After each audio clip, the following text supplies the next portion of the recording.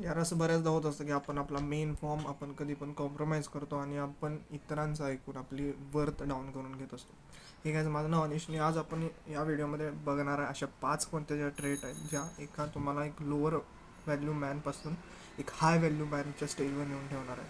कारण की यार बऱ्याचदा आपल्याला असं होतं की आपण आपली सेल्फ वर्थ डिस्कवर करत नाही आणि त्यामुळे होतं की आपली व्हॅल्यू आपल्याला कळत नसते यार. आणि त्यामुळं इथून पुढे तुमच्या प्रत्येक स्टेपवर तुम्हाला तुमची वर्थ माहीत असल्यामुळे तुम्ही जे डिसिजन घेणार आहात त्या पूर्णपणे रॅशनल असणार आहेत. रॅशनल इन द सेन्स की तुम्ही एका पर्टिक्युलर क्लॅरिटीने तुम्ही तुमचे डिसिजन्स कॅरी फॉरवर्ड करता. आणि ही एक चांगली गोष्ट आहे कारण की बऱ्याचदा बऱ्याचशा आपल्या ऑडियन्सना आणि बऱ्याचदा आपल्या सराउंडिंगमधल्या लोकांना त्यांची वर्थ माहीत नसते. त्यामुळे ते कोणत्याही डिसिजन्सने अफेक्ट होतं. कोणत्याही एखाद्या रुमरने किंवा एखाद्या कोणत्याही लोकांच्या एका आरोपामुळे ते आपण स्वतःला हार्म करून घेतात, right. So in today's video definitely we are going to take your worth to next level. So let's begin. So trait number 1, self respect. Self respect in the sense तुम्हाला जर का तुमची स्वतःची व्हॅल्यू जर का करायला येत नसेल तर इतर लोकही तुमची व्हॅल्यू करणार नाहीत. ही जीवनातलं तथ्य आहे. कारण की जर का तुम्हाला तुमच्या एखाद्या कष्टाची, एखाद्या घातलेल्या एफर्टची पूर्णपणे व्हॅल्यू माहीत असते, तुम्हाला एक नवीन प्रकारचा सेल्फ कॉन्फिडन्स निर्माण होतो. आणि त्यामुळं एका व्यक्तीमध्ये जर का एखादा तो कॉन्फिडंट आहे आणि एक व्यक्ती जर का टॅलेंटेड आहे, डेफिनेटली जो कॉन्फिडंट व्यक्ती आहे तो स्वतःच्या त्यांना ॲक्शन्सवर पूर्णपणे कॉन्फिडन्स आहे. पण जो टॅलेंटेड व्यक्ती असणार आहे तो काय करतो, तो ओव्हर कॉन्फिडंट होतो की मी 100% मी टॅलेंटेड आहे, ह्याच्यापेक्षा मी हे करणार म्हणजे करणार. त्यामध्ये त्याची कधी चूक होते आणि ती चूक जर का आपण प्रिसाइजली जर का अवॉइड केली तर डेफिनेटली तुमचा कॉन्फिडन्स हा तुमच्या एका यशाचं कारण बनू शकतो. So self worth is very important trait the high value man can have, right.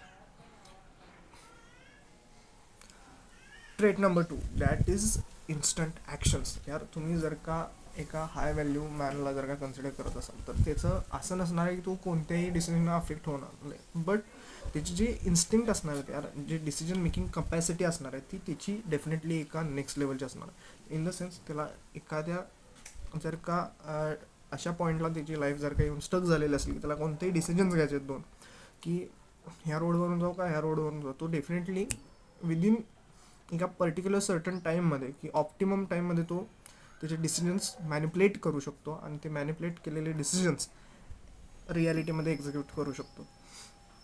So यार बऱ्याचदा आपण असं असतं की आपण 10 डायरेक्शनने विचार करत असतो, राईट. आणि त्या 10 डायरेक्शनने विचार करता करता तुम्ही ज्या या पर्टिक्युलर ही जी सेकंद येऊन गेली या पर्टिक्युलर सेकंडमध्ये जे ॲक्शन्स घेणं गरजेचं होतं तेच आपण एक्झिक्यूट केलेलं नसतो. आणि ते का होतं, कारण की आपण इन्स्टंट डिसिजन घ्यायच्या मसलला आपण ट्रेन केलेलं नसतं, राईट.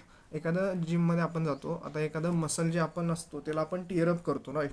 आपण जेव्हा मसलला टिअरअप करतो त्याचे ब्रेकडाऊन होतात पार्टिकल्स, तेव्हा तेव्हा काय होतं यार, सेल्स जेव्हा ब्रेकडाऊन होतात ते रिकवरला स्टार्ट करतात, ते प्रोटीन इंटेक त्यामध्ये ॲब्झॉर्ब होतो आणि त्यातून आपण आपली मसलअप करायला स्टार्ट करतो, राईट. मसलची साईज इन्क्रीज होते. तसंच ते राईट डिसिजन्स घ्यायची जी इन्स्टिंक्ट असते किंवा ती इंटेन्शन्स असतात, ती कपॅसिटी असते, ती आपल्याला कधी ना कधी तर यार ट्रेन करून इम्प्रोवाईज करावी गरजेची असते.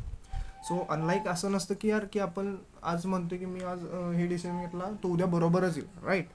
यार आपला पर्टिक्युलर पॉईंट ऑफ व्ह्यू काय असायला पाहिजे की मी जो डिसिजन घेतला आहे तो मी कसा प्रूव्ह करून दाखवू की हा बरोबरच होता. हा जेव्हा तुमच्यामध्ये एखादा काय म्हणतात त्याला सेल्फ अवेअरनेस म्हणतात किंवा त्याला एखादा काय म्हणतात एक पर्स्पेक्टिव्ह तुमच्या स्पेक्टिकल्समध्ये ॲड होतो, तेव्हा तुम्ही एका ॲक्शन टेकर बनता यार, right. Third point is third trait is growth mindset. यार असं नसतं की हाय व्हॅल्यू मॅन जो आपल्या लाईफमध्ये जर का बघितला तर त्याच्याकडे एक असा माइंडसेट असणं गरजेचं आहे की तो ग्रोथ माइंडसेट असणं गरजेचं आहे. कारण की यार 2 माइंडसेट असतात, growth mindset and stuck mindset. आणि या 2 जी लोकं असतात मार्केटमध्ये त्यांच्याकडे एक मेन डिफरन्स असतो, की डिफरन्स असतो तो म्हणजे जो ग्रोथ माइंडसेटचा पर्सन असतो आणि तो किती वेळाही लाईफमध्ये फेल झाला तरी तो ॲट द एंड तो सक्सेसफुल होऊन जातो. कारण की त्याच्याकडे ग्रोथ माइंडसेट म्हणजे काय यार, की आपल्याला जे फेल्युअर आलं आहे ते का आलं आणि ते मी कसं अवॉइड करेन, हे दोन पर्स्पेक्टिव्ह त्याकडे चांगले असतात. आणि हे स्टक माइंडसेटवाल्याकडे एक्स्ट्रीम केसेसवर जरी नसतात म्हणजे नसतातच, राईट. आणि याचा परिणाम असा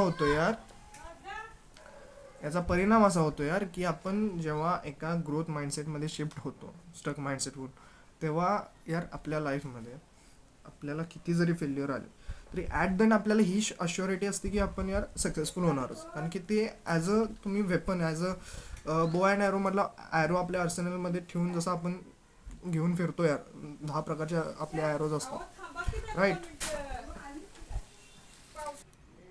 राईट, अशा प्रकारे आपण त्याला ॲज अ ॲरो आपण आपल्या आर्सेनलमध्ये ठेवून प्रत्येक एक्सपिरियन्सला आपण वापरू शकतो की आपण हे फेल्युअर का आलं आणि ते इथून पुढच्या स्टेपमध्ये मी कसं अवॉइड करू शकतो.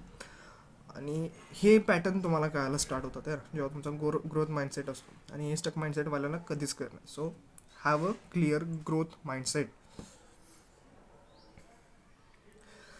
ट्रेट नंबर 4 यार, ही अशी ट्रेट आहे तुम्ही ॲज अ तुम्हाला जे इगोइस्टिक लोक असतात ते ॲज अ ह्याला फेमिनिन ट्रेट असं म्हणू शकतात, but not, it is not, right.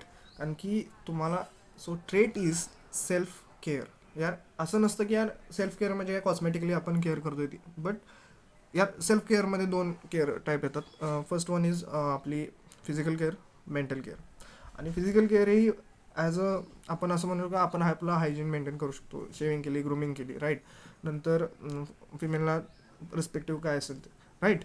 But मला म्हणायचं आहे काय की ही सेल्फ केअर ना, आपण जे हाय व्हॅल्यू मॅन असतात ना त्यांना डेफिनेटली ते अवेअर असतात स्वतःच्या लुक्सबद्दल असतील किंवा स्वतःच्या त्यांच्या बिहेवियरबद्दल असतील, राईट. हे जेव्हा आपण स्वतःबद्दल अवेअर असतो ना यार, की तेव्हा काय होतं की इतरांच्या नजरेमध्ये आपली डेफिनेटली एक प्रकारची अशी इमेज बनायला स्टार्ट होते की ती इल्युजन पण असू शकतं किंवा, बट ती इल्युजन असतं, बट ते एका टाईम पिरियडनंतर ती रिॲलिटी बनायला स्टार्ट होते, राईट. की आपण जर का एखाद्याच्या डोळ्यासमोर आपली इमेज चांगली, बघा आपण एक कॅनव्हास आहे ना आपला, आपण त्याच्यावर किती रंग भरणार, किती डिझाईन चांगल्या पद्धतीने कराल तेवढं बेटर. जसं तुम्ही गेटिंग बेटर इच डे होतं तसं तुम्ही किती जेवढं बेटर होऊ शकता ते चित्र करू शकता ते तुम्ही तुमच्या परीनं स्टार्ट करणं गरजेचं आहे. आर्ट तुमची तिथं बाहेर निघणं गरजेचं आहे, राईट. तसंच तुमच्या बॉडीला तुम्ही ॲज अ कॅनव्हास तुम्ही कन्सिडर करा आणि त्यातून तुम्हाला तुमच्या बॉडीला किती किती लेवलवर किती फाईन आर्टनं तुम्हाला ते पेंट करता येईल चित्र, ह्याच्यावर तुम्हाला फोकस करायचं. सो सेल्फ केअरचा हा पॉईंट होता. त्या पॉईंटमध्ये मला एवढंच म्हणालं आहे, तुम्ही तुमची जेव्हा केअर करायला स्टार्ट करता विदाऊट रिस्पेक्ट, तुम्ही फिमेल जेंडर असून तुम्ही मेन जेंडर आहे त्यामुळे तुम्हाला सेल्फ केअर करणं कसं जमेल, राईट. यार असं नसतं, तुम्ही normal skin care routine follow करू शकता, तुम्ही जिमला जाऊ शकता. इवन जरी तुमच्याकडं फायनान्शियली तुम्ही पुअर असला तुम्ही ॲटलिस्ट होम वर्कआउट करू शकता यार.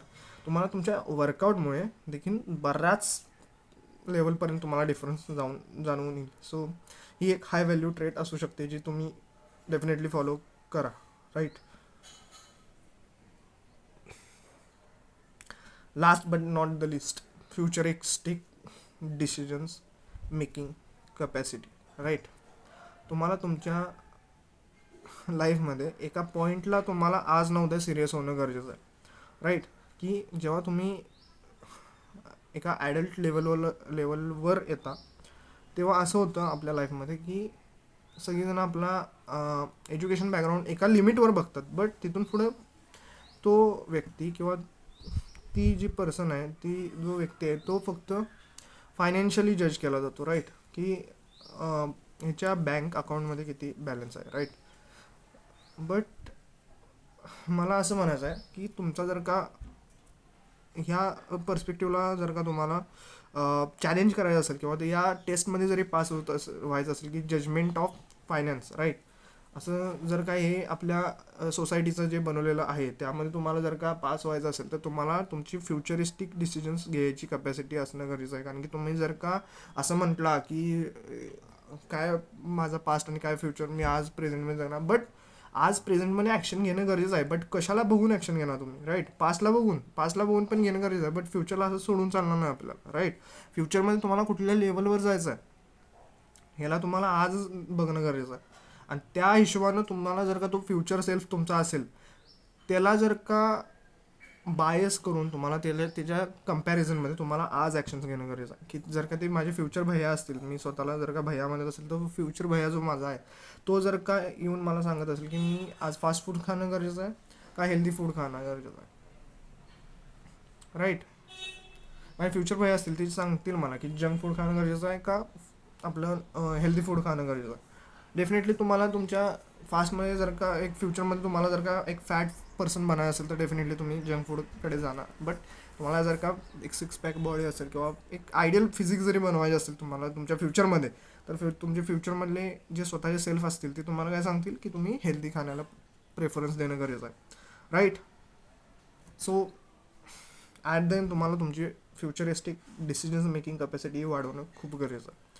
आणि कोणत्याही हाय व्हॅल्यू ट्रेडमध्ये तुम्ही जर का नीट निरीक्षण केला तर एक चीज तुम्हाला जाणवेल की ह्या ज्या केसेस असतात ते पूर्णपणे कॉमन आहेत. कोणीही याला आत्मसात करू शकतो. बट या पाची ज्या मी ट्रेड्स तुम्हाला सांगितल्यात आज, त्या रेअरली कोणतं एक असतं जे एक्स्ट्रीम लिमिटवर नेऊन त्याला आपण मास्टर करतो. सो ॲट देन मी एवढंच म्हणेन की तुम्हाला तुमच्या ह्या 5 ट्रेड्स असतील, अजून बऱ्याच आहेत, बट ह्या मेन 5 आहेत ज्या तुम्हाला तुमच्या लाईफमध्ये इम्प्लिमेंट करणं खूप गरजेचं आहे, राईट. सो ॲट देन मी एवढंच म्हणेन की कोणत्याही एखाद्या व्यक्तीची व्हॅल्यू नसते, बट की एक व्यक्ती मोठा एक कमी आहे, बट सगळीच एका लेवलवर असतात. बट तुमचे ॲक्शन्स हे असे असतात जे तुमची अल्टिट्यूड राईज करतात, राईट.